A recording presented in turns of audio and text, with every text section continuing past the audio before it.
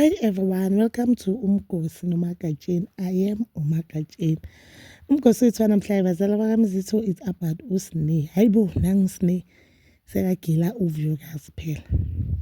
So on yesterday's episode, guys, of izingane zesithembu musubi so uSne noVuyokazi. uVuyokazi thema akafika nefriend yakhe uVicky. Home mina ngingafeel ngathi vele akukho right for uVuyokazi but asikho lapho.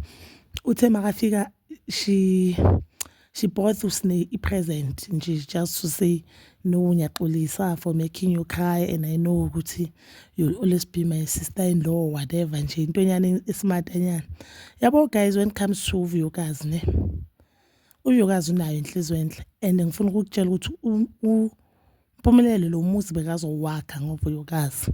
Ingakho ngithi uSne uPhumelelo ngabe wathatha uVuyokazi serious ngabe umuzi isithembu sakhe besoma sicine ngoba nje with uTerelo guys I don't think uTerelo uzosikhona isithembu. I'm not saying uTerelo akekho strong or akasi wife material but uTerelo hlakaniphe kakhulu for isithembu. Isithembu simfuna umuntu ohlakaniphe ukwenza and uTerelo uyambona nje ukuthi namanje usese happy because of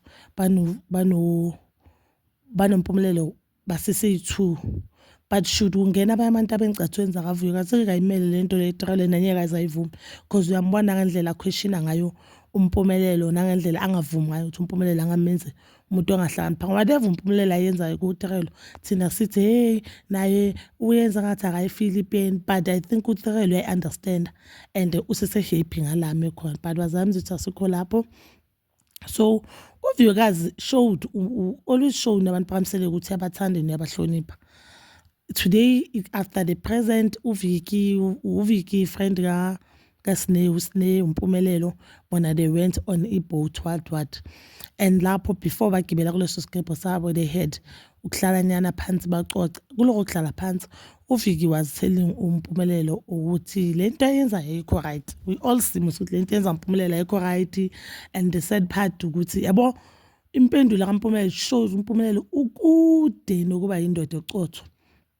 uVicky told umpumelelo the sad part kuyo yonke lento ayenzayo ukuthi ingane zakhe zizokhuliswa amanye amadoda. Umpumelelo wathi akanandaba. Mina into engishokile kuyo yonke nje leyo mxoxo wabo uSne uthi uVicky bambuza ukuthi manje imkhuza uthini ubhutweni as a sibling. uSne wathi yena anyeke umpumelelo akwazi ukuthi ashade umuntu ombamba ngamawashini. Kusho uSne lo ongakwazi ukuclean. Kusho uSne lo into encane makakhuza uyakhala athi akana mama. Nambo uSne ustod. Dala sitshela umusamsele ukuthi ustod uSne sekuye okwazi ukuthi athi umpumelelo that means ngesingayimpumelela akakwazi ukushada uVuyokazi but yena uzenza umngani kaVuyokazi. Wangahlali phansi uVuyokazi amkhuza if ubana something wrong and uthi umpumelelo wakhe umuzi ngokuthatha umfazi wevirgin but azakhale nje la size sithi uyahlukunyezwa. Mina futhi azangazi ngathi uyahlukunyezwa. Ngangimbona kudala ukuthi uSne uStowden use this thing ukuthi angabi nomama as weapon yakhe ukulwisa yokuthi makayenza into wrong then uzothi ngiyahlukunyezwa mina ngoba ngingana mama. Why impilo angathi ngiyahlukunyezwa mina ngoba mama ngasi one of the wives abakusithembu sakhe babami. But asikho lapho ke uSne that means she understand ukuthi why ubhuti wakhe mele athathe ivirgin as umfazi oqala. She even said uvirgin lihlakaniphile. Cabanga uSne mina my problem kuyo yonke lento ayishilo ukuthini because she's so close nabo Vuyokazi. Wangakahlalise phansi uVuyokazi understandise since nas understand isithembu. Understand ukuthi no vele la kaZulu senza kanje o la endlini la kumele kwenze kanje kumele umfazi oqala kube yivirgin lizokwazi ukwakha umuzi ngoba ivirgin lakha ngasumuzi kusho ukuthi into abavumelana ngayo and I saw someone else on this comment ku page ingane zesithembu ku Facebook. She said that person because by Ntombazana no mina ngicabanga ukuthi kamsele kuyiba abafuna ivirgin akusumpumelelo just that bavika ngesithupha because umusamseleku akayiphikisi nalendaba evirgin and now mnam judging from what uSne shilo sengicela ukuvumelana naye lo umuntu ocommentile ukuthi no engathi into abayikhulumile ukuthi umuntu makayivirgin yakwakho umuzi kanti ke umuzi wakho obuvirgin umuzi wakho akuhlakanipha komuntu nobu strong bomuntu nenhliziyo yomuntu ngoba if ungananhliziyo enhle and ungakwazi ukamukela abanye abantu anyeke uzowazi ukumuzi angeke futhi uzowandisa umuzi unothi wakhe uzobhidliza lo muzi ngoba uzohlala uzicabangela wena u1 futhi ungacabangeli amanye amakhosikazi.